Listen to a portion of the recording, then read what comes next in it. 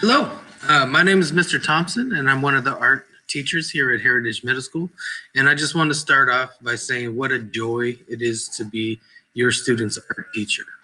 I've been teaching, I'm going on my 6th year teaching secondary art, and this is my 3rd year here at Heritage, and it's been a wonderful adventure. There's nothing I'd rather do. I enjoy teaching art to middle school students, and I just find it very rewarding. So we'll go on and tell you what your student's going to learn about in my class. So 7th and 8th grade art, I teach basically beginner art to 8th graders who haven't had art yet, or 7th graders who took art in 6th grade with the Encore program. So in this class, you're going to learn about the elements of art, the foundations, the principles of design, some art history, and then we'll learn some studio techniques. Studio techniques means traditional forms of making art. Okay, so some supplies that I recommend having are a box of colored pencils. Any type of colored pencils will do. You can go from the Dollar Tree brand to the really expensive brand like the Prismacolors, just depending on your students' preferences and or needs. I recommend having a 12-inch ruler, 1 box of regular markers, Crayola. Same with the markers. You can go from the Dollar Tree markers all the way up to there's Prismacolor markers, Copic. Those are really expensive, but just depends on your students' preferences or needs. Pack of glue sticks, pack of pencils, and those pencils, I really appreciate it when your student has pencils. A pencil box, one of these. I know I got one sitting right here.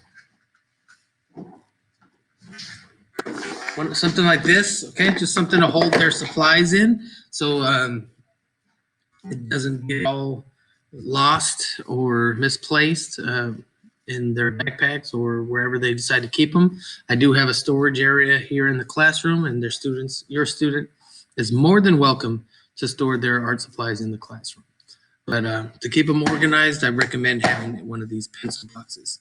A handheld pencil sharpener, especially for my online learners right now. It's good to have a pencil sharpener at home, just saying, so you have something to sharpen your pencil with. A sketchbook is highly recommended. If they don't have a sketchbook, some white copy paper will be sufficient, and a pair of scissors. All right, so these are all supplies that I recommend having in order to be successful with the assignments that I give out. All right, so Google Classroom. Documents can be accessed through Google Classroom. All assignments must be turned in through Google Classroom. It's important that these assignments are turned in the location provided for your student. I've had some students who in the past who had trouble figuring out how to do it, and then they send me emails. I get so many emails. Every time a student submits a Google Classroom assignment, I get an email from it. So in order for them not to get lost in the email mess, it's essential that they turn it in the Google Classroom. Okay. If your student needs help figuring out how to do it, I'm always available to provide assistance in that area. Okay, so here's my contact information while we're on that subject.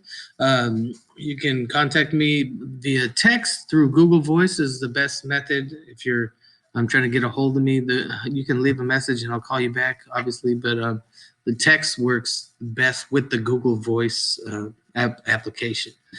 Email, here's my email, trent.thompson@ecisd.net, and I always respond to emails as well. So here's some of the things I was talking about earlier is the elements of art. They're the building blocks an artist works with to create a work of art. So this is the first thing I teach your students. We do each one separately, and then we put them all together, work with various ones at different times. We do an assignment for each one of these in the first semester. So the elements of art, we have the building blocks, and then you got line, texture, value, color, shape, form, and space. Those are all of the elements of art. Okay, and we do an assignment for each one, and then we combine them. All right, so next up is the principles of design. These are the building blocks an artist works to create. Just sounds very similar to the elements of art. The principles of design are also essential to works of art. So you got there's different ones, but in middle school, balance, unity, variety, emphasis, pattern, proportion, movement, and rhythm are the main ones that we focus on. So we also have assignments that are centered around these specific principles. We'll combine elements and principles together and have assignments based on various combinations or focus on specific principles for different assignments. Okay, so we will also focus on art history. We'll cover different artists, different art movements throughout time. And what I do is I'll feature a different time period or a different artist, either weekly or monthly, just depending on the unit we're on, and focus on them. I'll introduce your student to their art, the artist, the artwork, the significance of their art movement to various artists throughout time, how they influenced other artists, how they influenced the art world, and then your student will do some kind of related art activity that is related to the artist we're focusing on for that week or month, depending on the specific unit we're on. Okay, so we'll do art history too. Now here are some different student artworks that I've selected for you to see. This isn't all of the assignments that we do, but this is you know, just some of the ones that we've done more recently.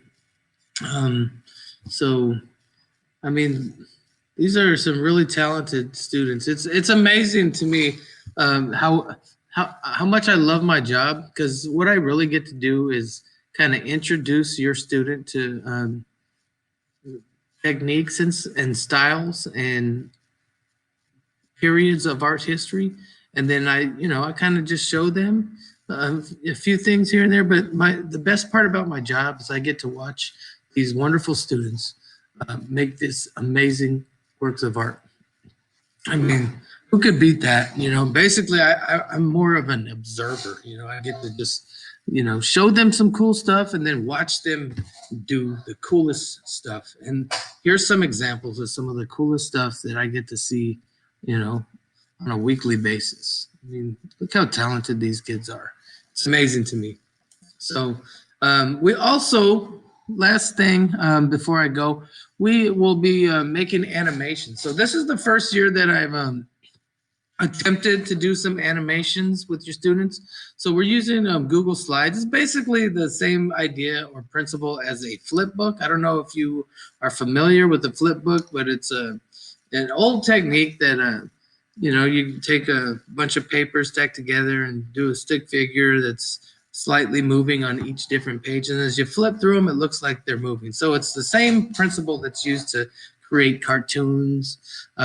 So we're going to be doing one of those, just basically on a slideshow. So here's one I created as an example for your students, and it's just some fish swimming back and forth, and then you can loop them where they just keep going forever. All right, so there's one that I created as an example, and your students will be doing some of these as well. So we're almost finished with that project now, and most of the students are really loving it. So I hope you enjoyed this presentation. Got a little insight on what your students working on. I hope you have a wonderful rest of your day. If you have any questions, please don't hesitate to contact me at the Google Voice number I provided or email by email. Thank you very much and have a wonderful rest of your day.